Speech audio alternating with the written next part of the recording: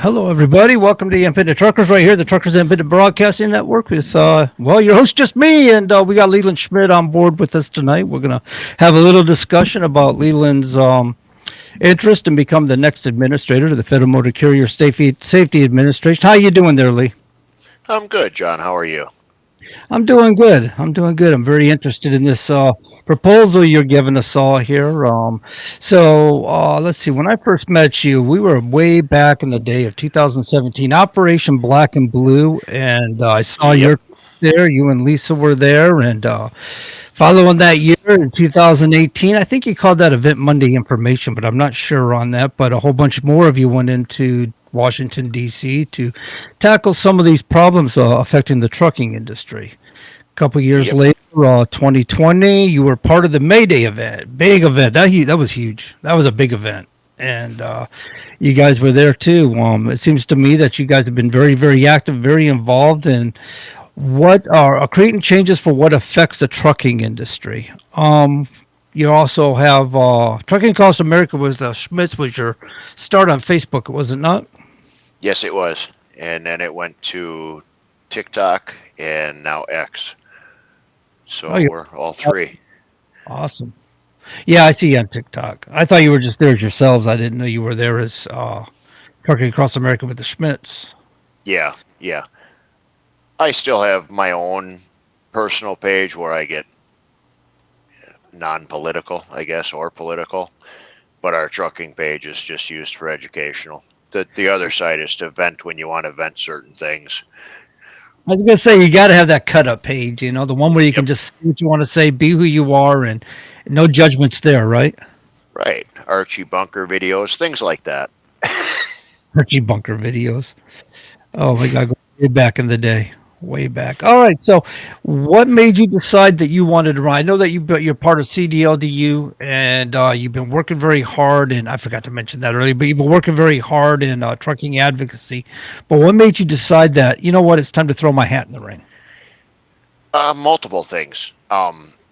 Just so the audience knows, aside from me and Lisa doing everything multiple times, you've been there with us, John, many times, and we worked on a lot of different things.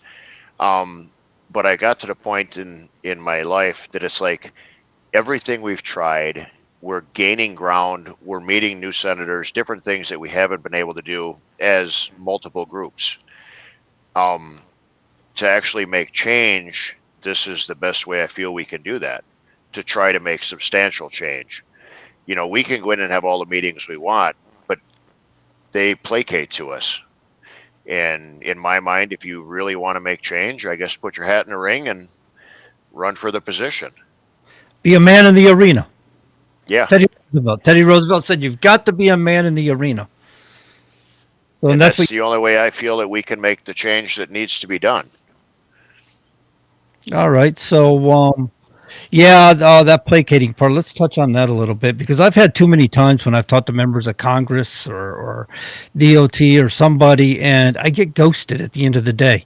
Everything looks good, right? You first make contact, and they're talking to you, and I mean, it's like everything's just jiving as it should. And all of a sudden, they won't answer you for nothing in the world. Has that ever happened to you? Yeah. Oh, yeah. And uh, to be honest with you, I was taken aback when all of us were in DC, you, me, Lisa, and Scott. We went to the usual transportation people and we thought we would get somewhere. And then we went to people we didn't think were necessarily wanting to listen to us. And we seemed, in my mind, we got better responses from them people. I mean, it's still placating in the end, but they seemed more receptive to what we wanted to do for change. And I think if we would have brought them materials and headed them in the right direction, they would have been more apt to do things. That I'm speaking that of the Democrat side. We every time we've went there, we've tried to be non-political. We're Mhm. trucking. This is a non-political issue, and just because of my upbringing, I'm conservative. I'm going to try to appease or get appeased by the Republicans in my mind. So you always want to stay away, but it's like, no, we have to talk with these people because that's the transportation committee or whatever.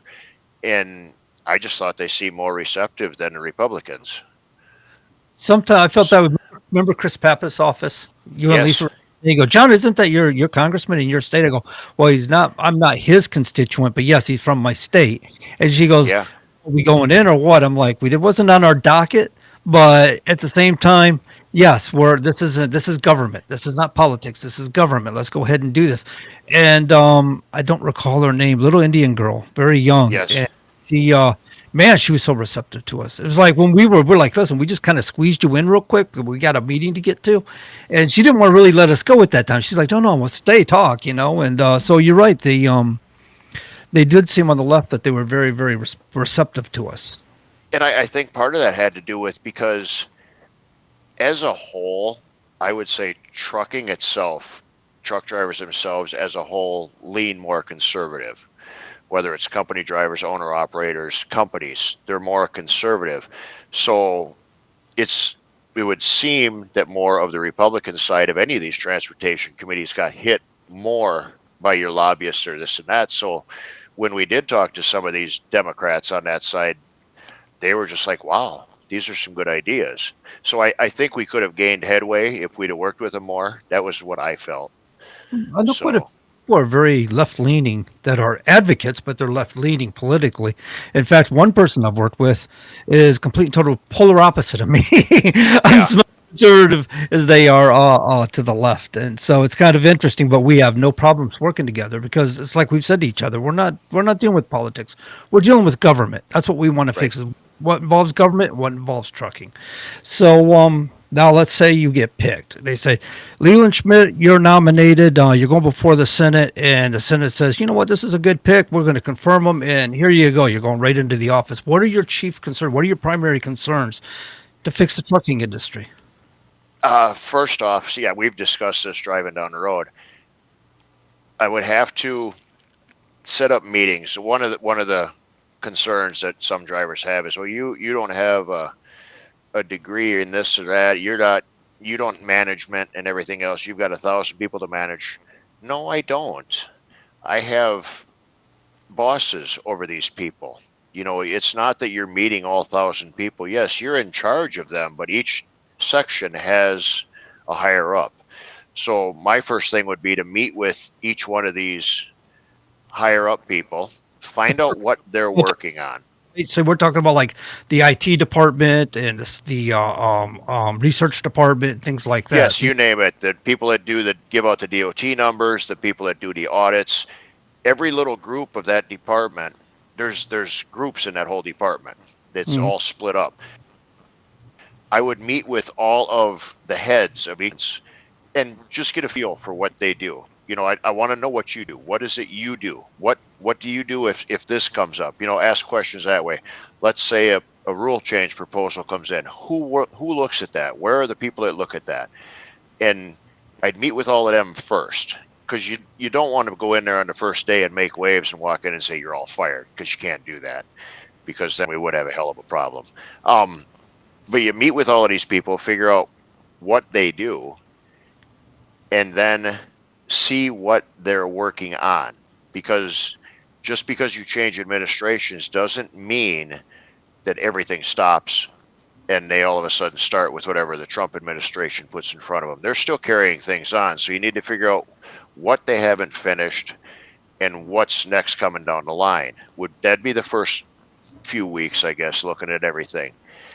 And in the meantime, I would be going through and trying to figure out what we can start to get rid of.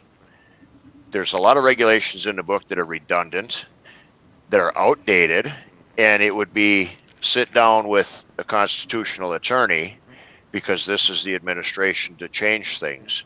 The Chevron deference case, there's a lot of regulations that are put in now that need to be looked at, and then figure out which ones you can work on that way. So you need to do regulatory evaluations on existing regulations.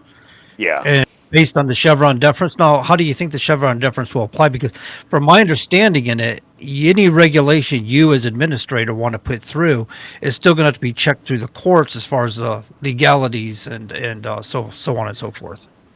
But there's some that they've put through that, in my mind, are illegal. They do go against the Constitution. And We've had this argument multiple times when we were in DC. Just because I got a CDL doesn't mean I lose my rights. The excuse it's an overregulated industry. Well, why is it overregulated? Because you put all these regulations on us. There's a lot of things that a guy needs to go back and question. ICC was terminated because of corruption in '96. They put the FMCSA in place in 2000. They're just as corrupt now.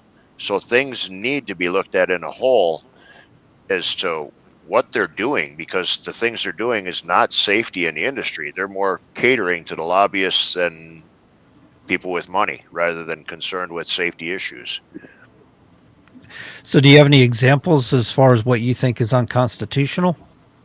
The ELD. But the problem, though, the LD was mandated by. Congress has mandated that, yes. But see, you can work around that. There's certain things in there. Hours of service were created by the Department of Labor back in 1935. Hours of service say they're for employees only. It reads that the CFRs. Yeah, and it's in there as late as the last notice proposed rulemaking when they talk about where they get their power from. They always point back to that, but it says hours of service for employees. I'm not an employee. I'm an independent operator. So, there's things that need to be looked at. So, for those listening, if you have questions, if you want to ask Leland a question, I do have phone lines open. The number is listed in the description, but it is 551-241-6957. As I said, you can find it in the description. I see a comment here. They said they have to be contested. The administrator can't do that. I'm not sure what she's referring, how she's referring, but so yeah, if you want to call in to ask that or to get a feel for it, then you're more than welcome to call in, and hopefully my lines are working properly, because technology will get the best of you, but we're going to do our best.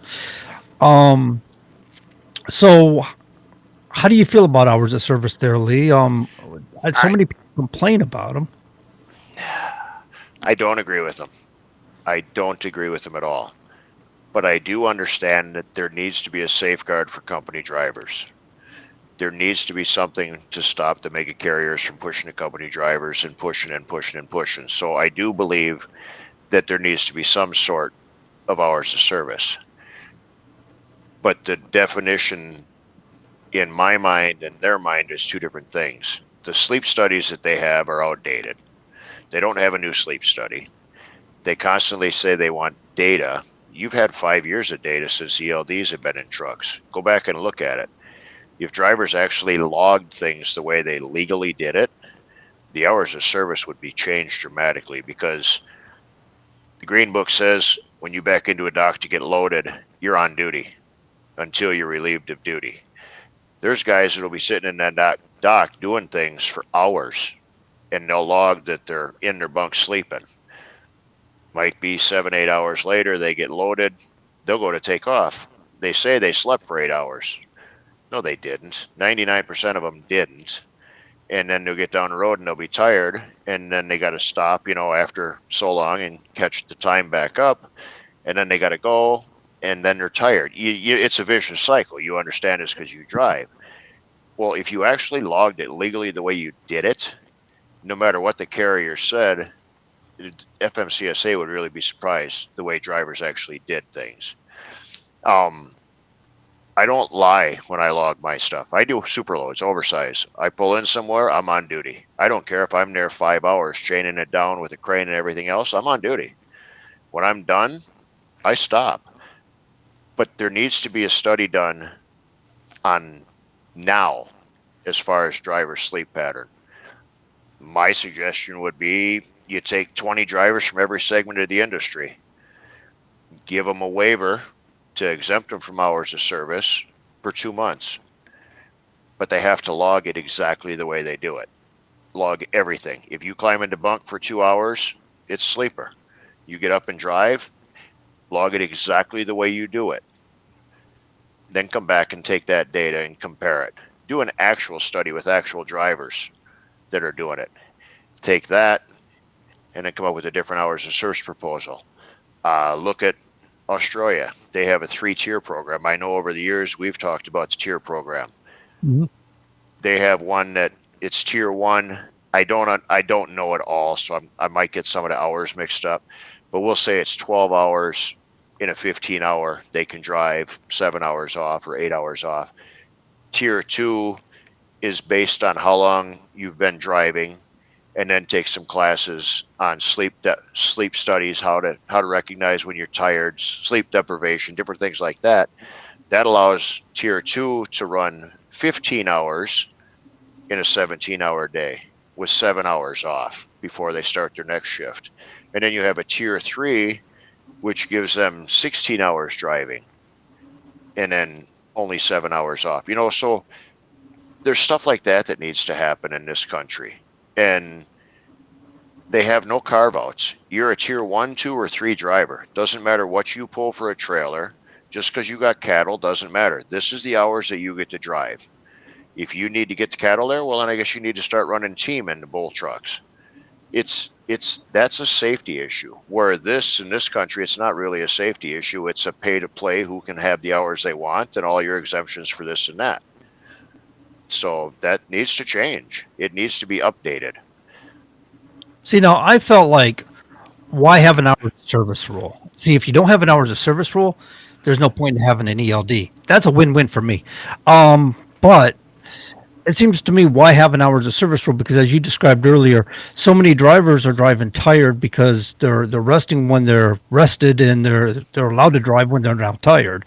It's contradictory to safety. We haven't seen any improvements of safety since the ELD's been in, and people are now more compliant with the hours of service rules. So, regarding to what you said earlier about having to have something, because you got the guys out there, I'm going to say it like I feel it.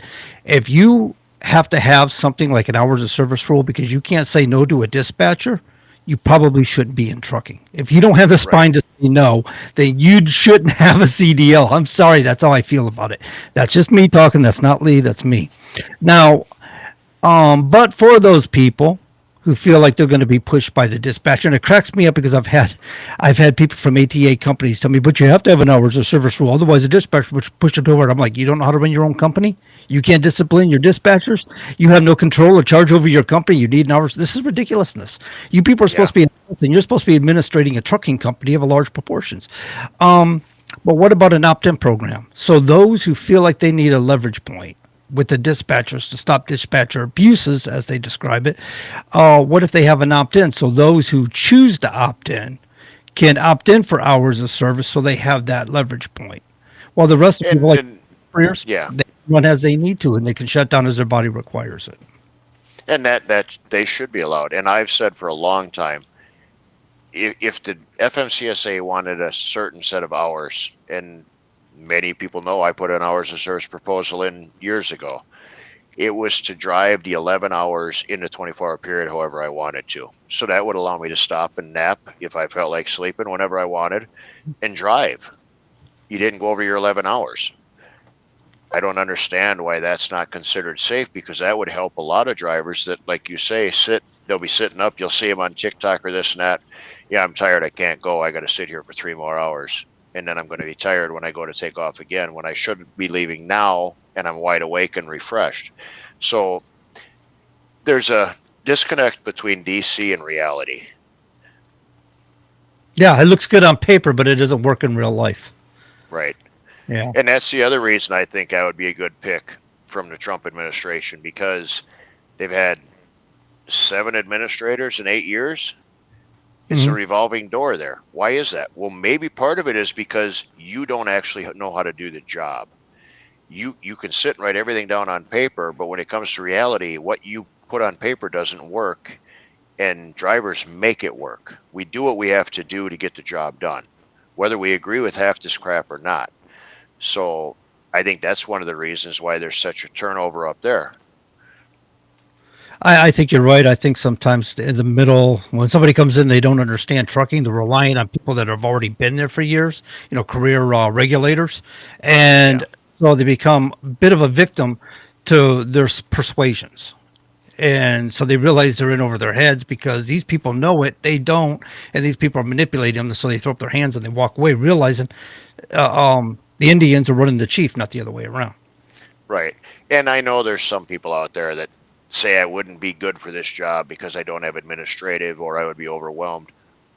Maybe I would, but I don't think I'd be overwhelmed any different than any other administrator that's up there. Um, I still have a private cell phone to still call certain people and vent that have nothing to do with DC. I'm still a truck driver. Mhm. So, and I think it would be a win-win. I honest to God, I do. So, I think it's about high time, that we have somebody that knows trucking in there to regulate trucking. It's about high time that we have somebody there to do it. I mean, we've had people in the past that were ATA employees for management, but we haven't had anybody that really drives or have driven a truck. right. So I think that's what it's going to take to get things turned around. And if you look at the roster, who's actually employees of FMCSA, how many are actually ATA past employees? I think it's close to half of the employees there are former ATA people. Yeah, So, I think you're right. I think the ATA has a lot of influence in DC, and especially with the FMCSA, because regulatory agents really, while they're mandated by Congress, they still run independently. Unless Congress mandates a rule to them or regulation to them, like the electronic logging device, they pretty much do what they want to do. And we've seen them at times say, like, way back in the day, the wrong way hearing they had. I can't remember the congressman's name out of New York, and he had a hearing. It was a small business committee. And Ann Farrell pretty much just told him, says, I'm not doing anything wrong. We're about safety. We're not about commerce or business. So we're going to stick with our rule. Basically, just shut him down. Didn't right. the fact that he was a congressman. And I feel that they've lost their way that way too, because over the years, Congress has added so many different things for them to look at and dole money out in grants and this and that. That's not your job. Your job is to safeguard the roads, and Congress just keeps adding things to them. They have failed twice to put in a report on how the ELD has been doing. So many years after it was implemented, they were supposed to go back to Congress and never gave the report. And then they used the COVID as an excuse not to do it. There's your data. How did the ELD work without hours of service? COVID exemption. You had no hours of service. So you brought up about this about their job, and I don't know how familiar you may be with transportation policy. Are you familiar at all with that? Yeah, yeah, 101. So Part B in U.S. Title Codes 49. Part B is motor carriers, water carriers, brokers, and freight forwarders. Okay, so that consists of the whole part right there from sections 13101 to 14916. So let me pull up. See if we can hit on this a little bit. Um, There's something I wanted to. Oh, their job. We'll get to section 13101. And I should have made a mental note on where I was there because there was something else I wanted to cover on exemptions. But transportation policy actually covers more than just safety, right? When you read yes, this, like transportation policy in general, to ensure the development, coordination, and preservation of a transportation system that meets the transportation needs of the United States, including United States Postal Service, national defense, and its policy of the United States government to oversee the modes of transportation, and overseeing these modes to recognize and preserve the inherent advantage of each mode of transportation, to promote safe, adequate, economical, and efficient transportation. And I would say the hours of service isn't efficient if you're causing people to have to shut down when the rest of you understand what I'm saying there. yes. If they logged it how they were supposed to, then yeah, it would be inefficient. To promote safe, adequate, economical, and efficient. Okay, I read that. To encourage sound economic conditions in transportation, including sound economic conditions among carriers. We're not really talking about safety here. We're talking about other things besides just safety. We're talking about economy, business, to encourage the establishment and maintenance of reasonable rates for transportation Yeah, without unreasonable discrimination or unfair or destructive competitive practices. Now that brings us to broker transparency right there. Now, I've seen people that were former Federal Motor Carrier Safety Administration employees that have retired that made a statement about some of these things that they require, like broker transparency, really has nothing to do with safety and shouldn't be in the hands of the FMCSA, but I'm reading it right there. and I don't feel that FMCSA should be involved in in the brokerage itself, period. They should give it to somebody else. And before the snafu with SEC, I would say SEC, but their dealings as of late, maybe somebody else needs to deal with them. But there is regs on the books, so just enforce the regs that you have on the books. I don't think that they should be involved with it, even though it is one of the statutes that you're pulling up under the CFRs. Yeah. So, as administrator, you don't think that you would be interested in working on these things about rates and stuff, or are you saying it's? I'm trying to get a feel for No, what you're saying to me I here. don't. My own personal opinion, no, I don't. Because that was brought up to me by Larry Miner before at Matt's last year when we were going back and forth about broker transparency. He asked me, he said, well, what's a fair rate? I said, I'm not going to say that. And he asked, well, what's a rate that a broker should get? I said, I'm not saying that either. I said, I don't want to cap the broker because I don't want you capping me. I don't want you to set a standard minimum rate because then it's going to be a race to the bottom for everybody. Free market capitalism works. You either can make it on things or you negotiate a price. That's between the carrier and the broker, or the driver and the broker. I don't feel that the government should do it, but I did say if you had to follow some sort of rates that you're looking for, I said start with where the government rates are. The government has set rates that they pay to have freight moved. Your flatbed, your step deck, your RGN, everything has a different rate. It's on the government bill of lading. There's fuel surcharge. There's everything there. I said, but that still should not be the standard for this is where everything is going to be. If you haul this is going to be the price. That's not the way it works. But it makes a good I basis. So somebody who's fairly doesn't understand wholly what they're involved in here, and they right. need sort of foundation to work off from. Instead of having somebody come to the industry and they're getting beat up and beat down, and they're running at at a depreciated value, and so they're running in the red all the time. And now here goes the maintenance fund because they got to make up for it, you know. So, But see, um, now why would that be FMCSA's problem? Because I did bring that up to them. I said it is a safety issue when the drivers don't get paid what they should. But that's still everything you say you have to weigh. Okay, they don't get paid what they should. It falls back on the brokers. Why does it fall on the brokers? You don't know what it costs to maintain your equipment. If you knew what it costs to maintain your equipment on a per mile basis, you wouldn't haul that load. Well, I just need to get the load there because then it'll get better on the next load. Well, it's just a vicious cycle. You lost money here on this load because you had to get over here, and now you're losing money on this load.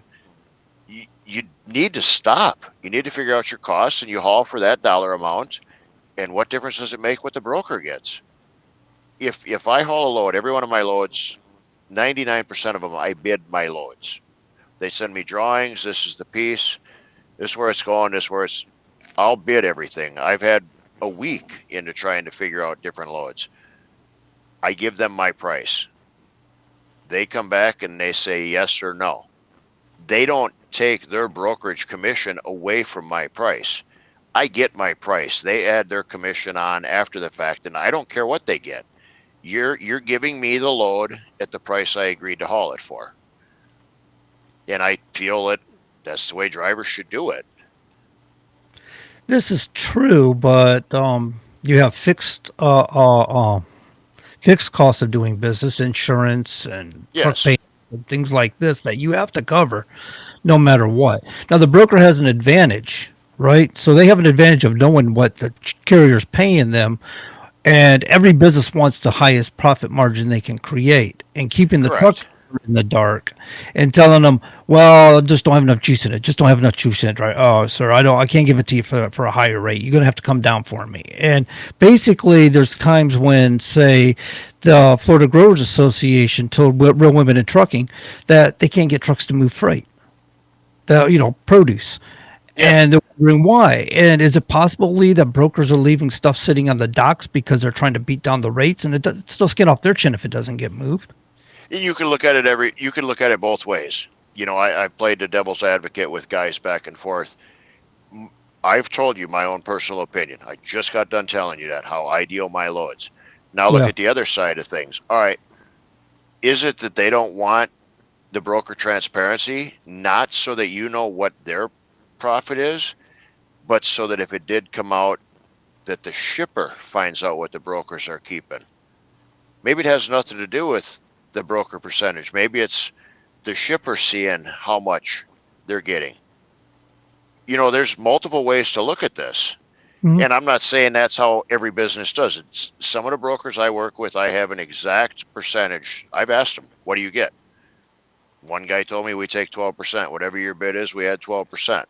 Another one takes 7. If you have established relationships with some of these people, it's not that hard to ask. Yeah. So, but is there shady stuff going on? Yeah. I guess the one thing that they need to look seriously at, or they should look seriously at, is I would eliminate the MC numbers. Go with a DOT number. It narrows it down that way. Um, Something else I was just going to say. It sounded like you alluded to what the fraud among brokers. Yes. Yep. So you have your dispatch services that claim they're not brokers, but yet you'll see them and they'll say, well, I'm going to negotiate with the agent on this load.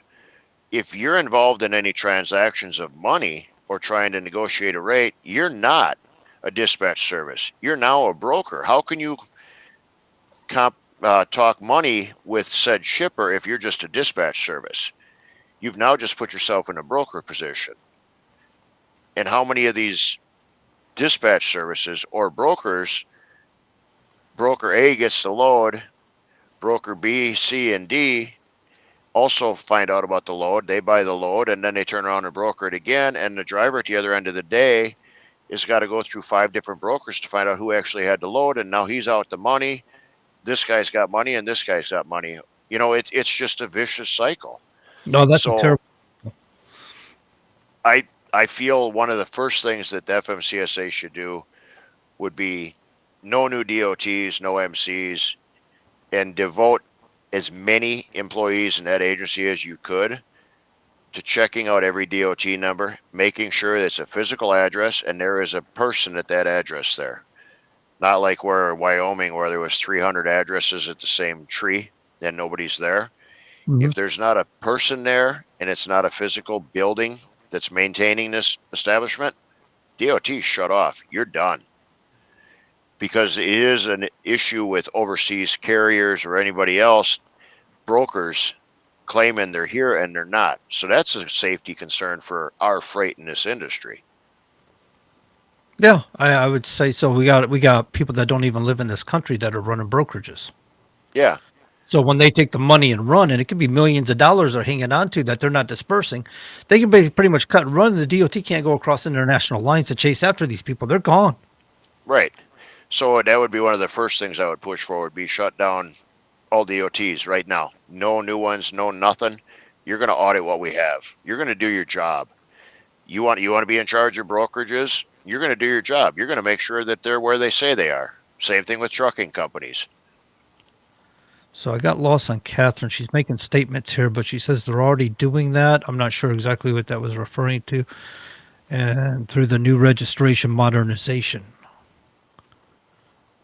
I'm not sure what she was because we were talking. I'm not sure where she was interjecting that particular specifically.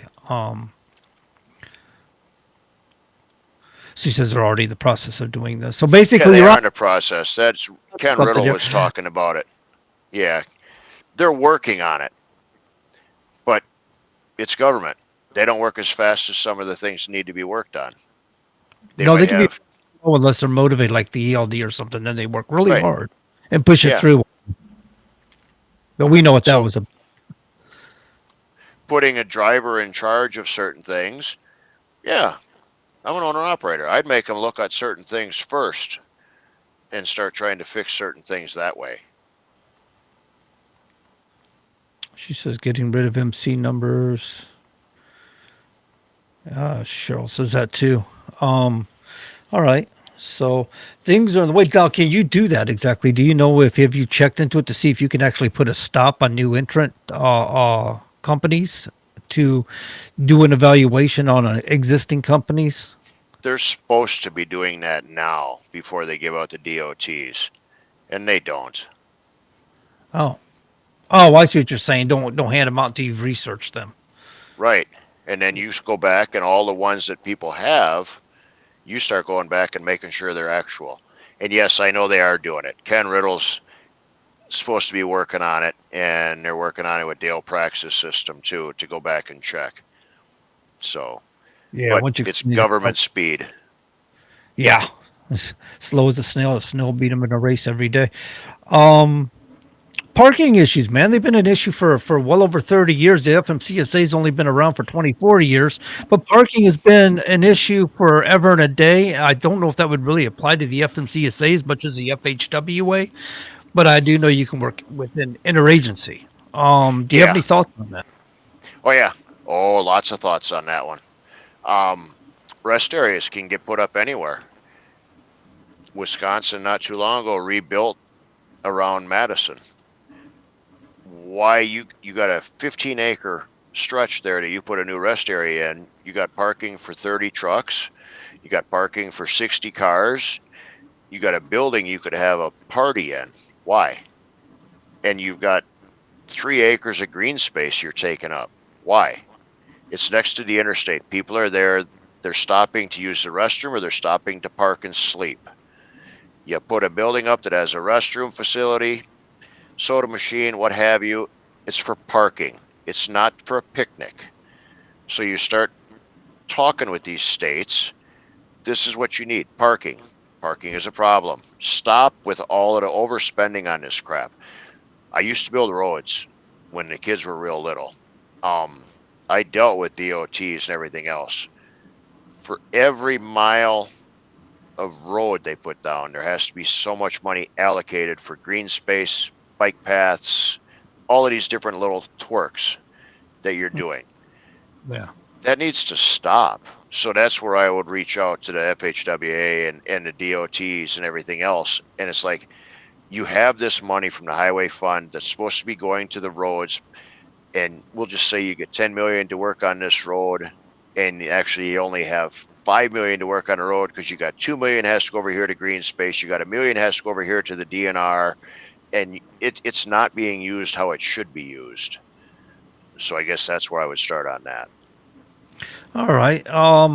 Yeah, the DOT gives out grant money, and it's credible to me because I'm not sure what is an electric sign going to do to increase parking for drivers. Hey, up ahead there's absolutely no parking spaces available, or if there's two open, you got to fight the 30 trucks in between there and here in order to get to one. I mean, Well, look at they were supposed to have so much money for we're going to do connectivity. That's a big word out of everybody in DC. Connectivity. We're going to have Wi-Fi to everybody in the country. How many millions have they had to put Wi-Fi in everywhere? And I could take them all over different parts of the country. And look at this. We got no phone service whatsoever out on the interstate. You can see for miles and it just drops. So they're just foolish how they waste money. It's not their money, so they don't care. yeah, you're right. They like to pad other people's pockets. Nepotism and all that good stuff. That's the way I see it. I've had an idea on parking. Lee, I got to jump off here, man. I got a issue going on. All right. But We'll pick for this the, up some other time. I'm sorry I can't stay, man. I got an emergency. It just happened. So, All right. You have a good night. all right, you too. Bye, guys. Sorry to Bye. cut loose.